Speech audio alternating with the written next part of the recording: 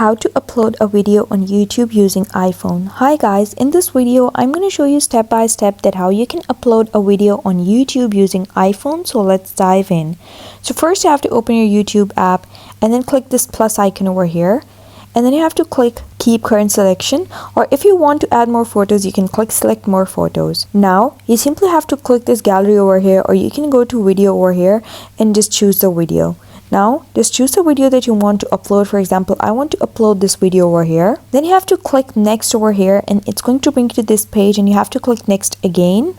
Now if you want, you can edit at this tab and use these options over here to edit the video and just add text, filters, subtitles, audio or stickers as well.